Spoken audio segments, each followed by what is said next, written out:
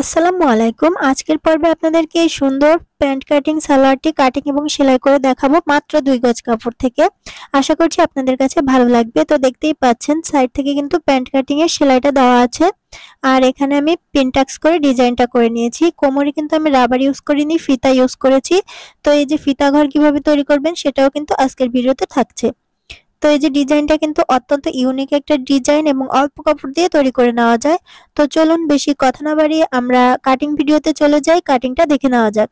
ফার্স্টে কাটিং করার জন্য এখানে কাপড়টা 4 পার্ট করে রেখে নিয়েছি। এখানে 2 গজ পরিমাণ কাপড় রয়েছে। এখন উপরের দিক থেকে 2 ইঞ্চিতে একটা মার্কিং করে দিচ্ছি ফিতা ঘরের জন্য। যে কোনো সাইজের জন্যই কিন্তু 2 ইঞ্চিতে মার্কিং করে নিতে হবে। এরপর এখান থেকে লম্বার মাপটা নিয়ে নিচ্ছি। আমার অ্যাকচুয়ালি এই প্যান্ট কাটিং সালোয়ারটির লম্বা হবে 38 ইঞ্চি। তো আমি 4 ইঞ্চি কম নিয়ে এখান থেকে 34.5 ইঞ্চিতে একটা মার্কিং করে নিচ্ছি। 34 ইঞ্চি নিতে হবে, হাফ ইঞ্চি এক্সট্রা সেলাইয়ের জন্য নিতে হবে। তো এই যে সোজা দাগ টেনে নিলাম। এবার নিচের পায়ের মোহরির অংশটা নিয়ে নিচ্ছি। এখানে যেহেতু প্যান্ট কাটিং সাইড দিয়ে একটা সেলাই পড়বে আর এই সাইডে হাফ ইঞ্চি সেলাইয়ের জন্য টোটাল 7 ইঞ্চি নিয়েছি। 6 ইঞ্চি সেলাইয়ের পর টিকবে। এখান থেকে আমি এখানে নিয়েছি 13.5 ইঞ্চি মোহরির যে অংশটা, অর্থাৎ হায়ের অংশটা 13.5 ইঞ্চি। এরপর এখান থেকে 15.5 ইঞ্চিতে নিয়ে এভাবে করে রাউন্ড শেপ করে দিলাম। এরপর এখান থেকে ফ্রি হ্যান্ডে প্যান্ট কাটিং সালোয়ারের শেপটা দিয়ে নিচ্ছি। এখানে কিন্তু আমি একটু চাপানো টাইপের রেখেছি, আপনারা চাইলে একটু লুজ করেও বানিয়ে নিতে পারেন। তো দাগ অনুযায়ী কেটে নিয়েছি। নিচের যে কাপড়টা ওটা দিয়ে আমি ফিতা তৈরি করে নিব। আর এই যে কাপড়টা এটা কিন্তু কাজে আসবে না, সাইডের কাপড় দিয়ে ডিজাইন করে নিব। তো 2 গজ কাপড় দিয়ে কিন্তু এভাবেই হিসাব করে প্যান্ট কাটিং সালোয়ারটি তৈরি করতে হবে। এখানে সাইডের কাপড় থেকে আমি 3 পার্ট পরিমাণ কাপড় নিয়ে নিয়েছি। মেজারমেন্ট গুলো তো দেখিয়ে দিলাম। এটা দিয়ে পিন টাক্স করে ডিজাইনটা করব। আর এই যে এখানে 3 ইঞ্চি লম্বা এবং 3 ইঞ্চি চওড়া কিছু 4 কোনা কাপড় কেটে নিয়েছি। এগুলা দিয়েও ডিজাইন করব, সেলাইয়ের সময় আপনারা দেখতে পারবেন। আর এভাবে ডিজাইনগুলো ভাঁজ করতে হবে সেটা দেখিয়ে দিলাম। এখন ফার্স্টে হচ্ছে প্যান্ট কাটিং এর সাইডে যে সেলাইটা হয় ওই সেলাইটা দিয়ে নিলাম। আর এখানে কিন্তু আমি কাটিং করিনি, এভাবে করে উপর থেকে চাপ সেলাই দিব, এই কারণে কাটিংটা করিনি। কাটিং করলে কিন্তু এভাবে সেলাইটা দেওয়া যায় না, এতে করে দেখতে কিন্তু অনেক বেশি ইউনিক লাগে, এই কারণে আমি এভাবে তৈরি করেছি। দেখুন এভাবে করে দুইটা পার্টি আমি সম্পূর্ণটা সেলাই করে নিয়েছি। এখন হচ্ছে এখান থেকে হায়ের অংশটা সেলাই করে নিব। তো আমি যেহেতু এখানে ফিতা ইউজ করব এই কারণে ফিতা ঘরটা রেডি করে নিচ্ছি। 2 ইঞ্চিতে একটা মার্কিং করে তারপর 1.5 ইঞ্চিতে একটু ফাঁকা রেখে এই জায়গাটা সেলাই করব না, এই জন্য মার্ক করে নিলাম। এই যে তারপর হচ্ছে সেলাই করে নিচ্ছি। এখানে কিন্তু দুইটা পার্টি রয়েছে, উপর উপর করে রেখে দেন কিন্তু হায়ের অংশটা সেলাই করতে হবে। আর সোজা সাইডটা কিন্তু ভেতরের দিকে থাকবে। এখান থেকে আমি ডাবল সেলাই করে নিয়েছি। এরপর দেখুন এই কাপড়টা এভাবে উল্টে নিচ্ছি। উল্টে নেওয়ার পর ফিতা ঘরের এই যে অংশটা এভাবে করে একটু নখ দিয়ে ঘষে সাইড থেকে একটা চাপ সেলাই দিয়ে নিচ্ছি। ঘুরিয়ে ঘুরিয়ে সুন্দর করে সব দিকে একটা চাপ সেলাই দিয়ে নিতে হবে। তো চাপ সেলাইটা দিয়ে নেওয়া কমপ্লিট।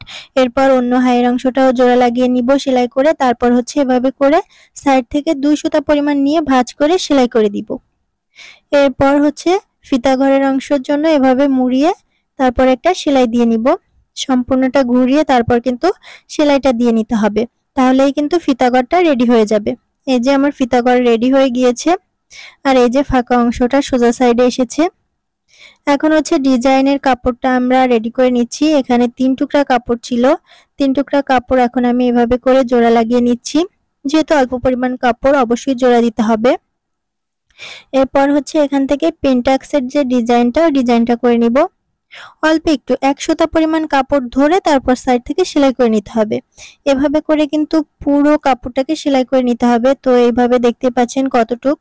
আর দূরত্বটা আপনারা চেষ্টা করবেন সবগুলো একই রকম দূরত্ব রাখতে। আমি এখানে 1 ইঞ্চি হতে 2 দাগ কম রেখে তারপর হচ্ছে সেলাই করেছি। প্রত্যেকটা দূরত্ব কিন্তু সমান রেখেছি। প্রত্যেকটা দূরত্ব সমান না রাখলে কিন্তু দেখতে ভালো লাগবে না।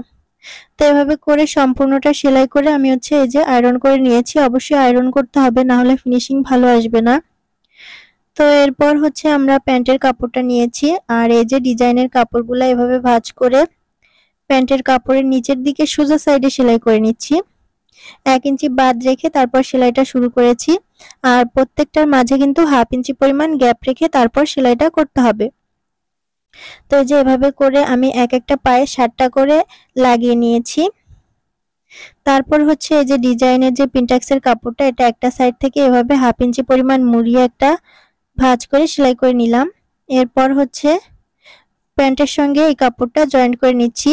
যে সাইড মুড়িয়েছি ওই সাইড কিন্তু জয়েন্টের এখানে রাখিনি, অন্য সাইড রেখেছি। আর দুইটারই কিন্তু সোজা সাইড ভিতর দিকে রয়েছে। এভাবে করে সেলাইয়ের উপর দিয়ে সেলাই দিয়ে নিয়েছি। এরপর এই যে তৈরি হয়ে গিয়েছে। এখন এখান থেকে 4 ইঞ্চি মেপে তারপর হচ্ছে এভাবে ভাঁজ করে সেলাই করে নিব, আর উপর থেকে একটা চাপ সেলাই দিয়ে নিব। আমরা যেহেতু কাটিং এর সময় 4 ইঞ্চি কম রেখেছিলাম, এই কারণে কিন্তু এখানে 4 ইঞ্চি মেপে সেলাইটা দিতে হবে, এতে করে প্যান্টের এক্সাক্ট যে লম্বাটা ওই লম্বাটা চলে আসবে। তো এই যে নিচের অংশটা সেলাই করে নিচ্ছি। আপনারা কিন্তু চাইলে এখানে হাতের সেলাই দিতে পারেন, তবে আমি হাতের সেলাই ইউজ করিনি। এরপর এই যে তৈরি হয়ে গিয়েছে। এখন এই যে 3 কোণা ডিজাইনগুলা, এগুলাকে এভাবে করে উল্টে ফেলবো। তো এভাবে করে উল্টে রাখলে তো এটা থাকবে না, এটাকে অবশ্যই সেলাই করতে হবে। সেলাই যেহেতু করবো এই কারণে আমি এখানে চাচ্ছি কিছু পুঁথি ইউজ করি। তো এই যে 0 সাইজের যে পুঁথিগুলা, এগুলো আমি ইউজ করতেছি। সবগুলার মাথায় একটা করে এই পুঁথি সুই সুতা দিয়ে সেলাই করে লাগিয়ে নিচ্ছি। আপনারা যদি চান পুঁথি না দিবেন তাহলে নাও দিতে পারেন। সেক্ষেত্রে জাস্ট একটু সেলাই করে দিবেন, সেলাই করে না দিলে কিন্তু এগুলা থাকবে না, সবগুলো আবার উল্টে যাবে। এই কারণে অবশ্যই এভাবে ডিজাইন করে দিবেন, তাহলে ভালো লাগবে। এই যে কমপ্লিট হয়ে গিয়েছে ডিজাইনটা, কেমন হয়েছে জানাবেন। আর এই যে এবার হচ্ছে সাইড থেকে ফিটিং সেলাইটা দিয়ে দিচ্ছি। ফিটিং সেলাই দিলেই কিন্তু এই যে প্যান্ট কাটিং সালোয়ার এটা কিন্তু রেডি হয়ে যাবে। এই যে দেখতেই পাচ্ছেন ফাইনাল লুক, কেমন হয়েছে কমেন্টসে জানাবেন। আজকের ভিডিও এখানে শেষ করছি। সবাই ভালো থাকবেন, সুস্থ থাকবেন। আল্লাহ হাফেজ।